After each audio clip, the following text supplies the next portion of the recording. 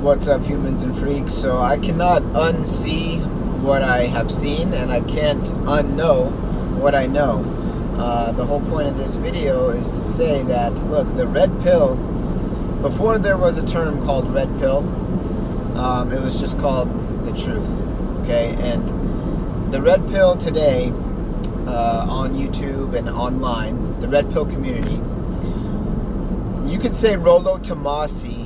Okay, Rollo Tomassi, if you look him up, you could say he is definitely one of the modern day, for the past 25 years or 30 years, he's kind of the OG red pill content creator. But see, the red pill, it started in internet forums, guys. The red pill was internet forums a long time ago, early 2000s, late 90s. The radio, you could say Tom Likas. Tom Likas was definitely red pill. He was on the radio back in the 90s. So, guys, I'm pro humanity. I'm pro women. I'm pro men. Just because the red pill, it's intersexual dynamics, guys. That's what it means. Red pill means intersexual dynamics. You're studying intersexual dynamics, how men and women relate to each other. That's all red pill really is, okay? But it's just the truth about men and women and how they interact and how they relate to one another and how they operate with one another, guys. It's not hatred towards women. It's not hatred towards men. It's none of that. It's just the truth.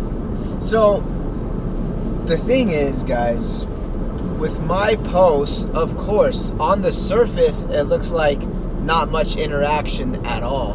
But in real life, there is. So there's people that they don't want to comment or like what I put out, especially on the topics of men and women, and mainly women, because if you criticize women in any way, here's what's sad. It's labeled as like misogyny or hatred or, oh, well, it's like, bro, relax. No one hates women here. I love women. I love women, I would argue, more than any man. I would argue that. I love women the most, okay? But just because I talk about the things that nobody really wants to talk about, especially in church world, okay? So in the regular world, the red pill community, when you have, Rollo Tomassi, Myron Gaines, people throw Andrew Tate in there. Whatever. You can throw Andrew Tate in there if you want, I guess. He just says basic stuff. It's nothing controversial. But Pearl, look up Pearl online. Pearl Davis.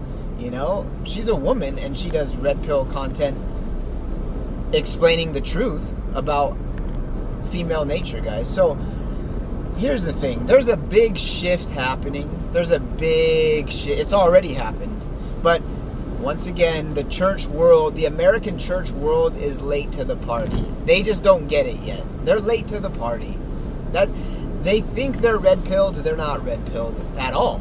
And when I say the American church is not red-pilled, they're not red-pilled in the context of men and women, okay?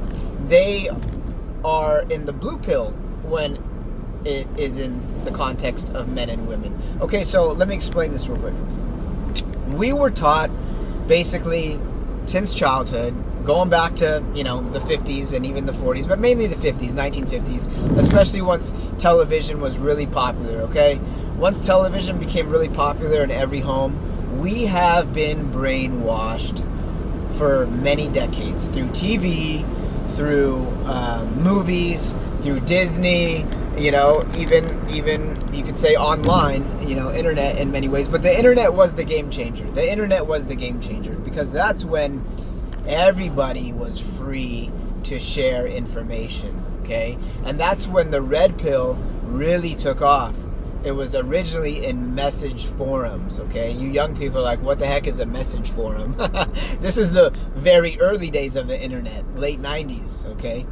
Early 2000s. But to get back to the point, okay, the American church world is very late to the party once again. And they're late to the They're late to the red pill party. Let's call it what it is. They're late to the red pill party. So in American church world, when you criticize women in any way, people they freak out. They can't handle it. They really can't. Because it's open season on men. You can criticize men all you want. Nobody cares. It's normal. But the second you start to criticize women, and criticize doesn't mean something bad. It just means critique. It doesn't mean automatically it's something negative and hateful and misogynistic and blah, blah, blah. No, criticize just means to critique, okay? So, there are plenty of women, Christian women, that I know, they'll tell you straight to your face. This is how women really are, guys, okay?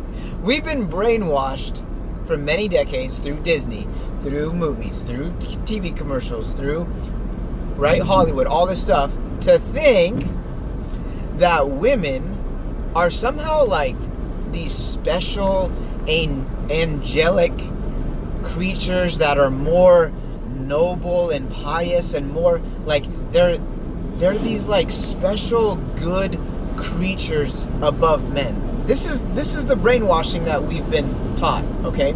So growing up, you think, and this is why I say Christian men are the most blue-pilled men on the planet when it comes to dealing with women, because there's extra layers in the Christian church. Okay, so in the world, the non-Christian world, you're brainwashed on how female nature really is. You think, they're these sweet little innocent angelic creatures. But no, they're sinful creatures just like we men are. They're no different in that sense. They have a sinful nature just like us men, but they express it much differently. They operate much differently than us men, okay?